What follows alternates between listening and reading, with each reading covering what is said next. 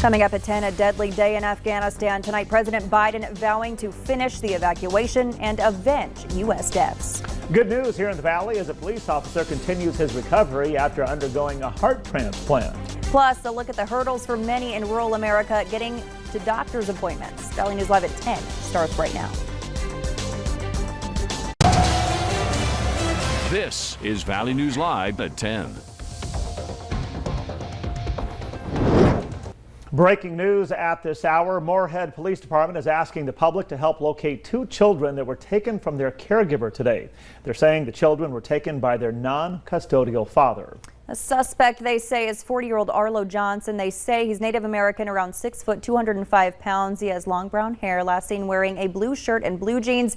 The suspect was last seen driving a blue 2004 Chrysler Town & Country van, spray painted blue with light blue on the back. The license plate there, Minnesota ESK 673. The children are 5 and 2 years old. Flags at the White House have been lowered to honor the lives lost in Afghanistan. This after it was announced 13 U.S. service members were killed and 18 injured in suicide attacks near the airport in Kabul. Now, just a warning about this top story tonight. Some of the footage you're about to see is graphic and difficult to watch, but the images are important to share as they expose the inhumanity that is now happening in Afghanistan.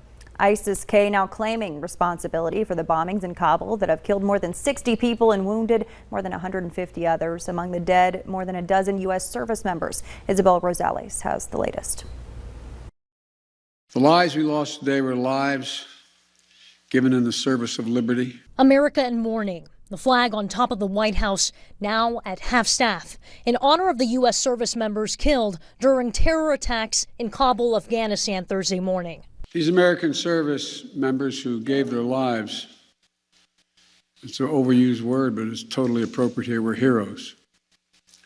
Heroes who've been engaged in a dangerous, selfless mission to save the lives of others. ISIS in Khorasan, also known as ISIS-K, claiming responsibility for the carnage created by the suicide bombings. The threat from ISIS is extremely real. We've been talking about this for several days. We saw it actually manifest itself here in the last few hours with an actual attack. One bombing at a hotel, another at an airport checkpoint where people were lined up desperately trying to evacuate the country before the August 31st deadline. Clearly, if they were able to get up to the Marines at the screening at the entry point of the base, there's a failure somewhere.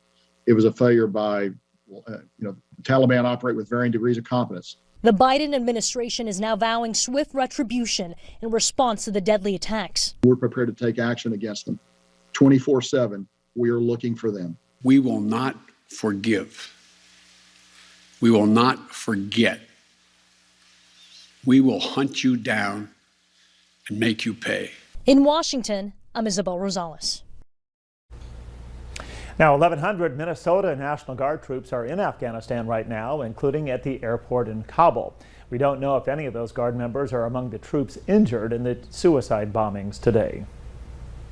And since 12 August, we've deployed 2 United States Marine battalions, 1 battalion from the Minnesota National Guard. All 3 of those were pre-positioned in theater. Now, a report on a U.S. Army website dated August 24th says the Minnesota Guard members are securing vital sectors of the airport in Kabul and providing humanitarian assistance to those trying to leave the country. We don't have any information tonight on when those Guard members might leave Afghanistan. Minnesota Governor Tim Walz said today the mission in Afghanistan has always been fraught with peril. The governor added there's been no clear goal in Afghanistan through 4 administrations. He also indicated the state has welcomed 35 refugees from Afghanistan and there will be another 35 arriving shortly.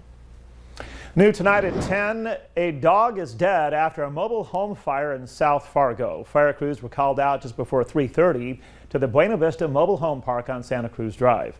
Thick black smoke was coming from the home when crews arrived, but were told they quickly put out the blaze. It appears the fire began in the kitchen. There's no word yet exactly how. People inside the home were safely evacuated, but crews found the dog inside the home and were unable to resuscitate the pet after taking it out of the house. In other news, there's been a positive COVID case within the Cheyenne High School football team. Parents were notified by the district. This comes as the team readies for its first game against Grand Forks Central tomorrow. One parent says the district's lack of COVID mitigation strategies could lead to the virus spreading. Because they're not contact tracing, and they very specifically said in this exposure notification, you can go about your normal activities. So they're not even recommending the very simple things. The person who tested positive will be required to isolate for 10 days. Now, that story came to us through our whistleblower hotline. If you need help with an issue, call 701-237-6576 and leave your tip. A member of our investigative team will get on the case and go to work to expose the truth. A new study by Columbia University is pointing a grim light on how widespread COVID-19 was last year. It says 1 in 3 Americans had the virus by the end of 2020. But the study says less than a quarter of those cases were officially recorded. COVID testing wasn't readily available in the beginning of the pandemic, so the full picture of just how widespread the virus was couldn't be captured. They found that more than 60% of the population in Iowa, Wisconsin, Minnesota, and the Dakotas were infected in 2020. Today, Senator John Hoeven and the Grand Forks Air Force Base announced a new mission that's being implemented by 2023. They say this new initiative will have the base be the leader in ISR, which stands for Intelligence, Surveillance, and Reconnaissance. Senator Hoeven explained exactly what this mission is for. ISR, intelligence, surveillance, reconnaissance. And then when you combine that with a LEO mission, now you've got command and control. So between these two, it's finding out what's going on, surveilling what's going on, and then organizing your command and control so all of your different armed services can respond. Infrastructure planning is set to begin next year. The plan is to reinvest $2.2 billion into this project over 5 years. The YMCA in Grand Forks has reached a major milestone, hitting 135 years. The Y in Grand Forks opened its doors in 1886. That's predating the invention of basketball and volleyball. Bob McWilliams, the Y CEO, says that it's important to them to be a pillar in the community. Oh, it's amazing. We can't even imagine 135 years ago that this was put into place. We've had tens of thousands of members and helped so many people in the community stay active and healthy. It's just a great celebration to have. The first ever YMCA was opened in 1844 in London. Well, months after receiving a new heart, East Grand Forks Police Sergeant Tony Hart is back on his feet with a new lease on life. But with hefty medical bills and more frequent trips to Mayo in his future, the community wanted to show Hart their love and appreciation. Valley News Team's Aaron Walling spoke with the sergeant about how he's being supported. I'm not one to ask for handouts, things like that, so that was a little tough, but knowing that they cared so much to do something for me really made it easier to take, I guess. In East Grand Forks, many gathered at the Fraternal Order of Eagles to show love and support for Sergeant Tony Hart, raising money to help him out after he received a new heart earlier this year. You know, it means everything to me, to us. It's extremely humbling. You never think you're going to see this amount of support. Hart has been battling his heart issue for more than 13 years, and eventually time started ticking to get him a new one. On March 1st, Hart got his new lease on life from an organ donor, and from there he worked to get back onto his feet, only recently returning home from the Mayo Clinic. By his side throughout the process has been his wife, Katie. I want him to know that he's the most determined, amazing man that I know, and he is very, very loved, and he's a survivor. The East Grand Forks Police Department, along with many others, put together the benefit to help one of their own. As one resident said, everyone in town knows who Tony is, and they have his back.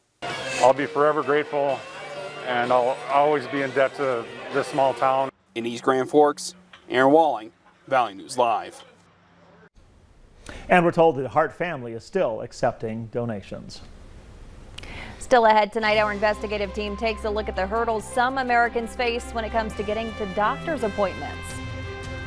Plus, keep that umbrella handy. Nathan tells us more rain is on the way.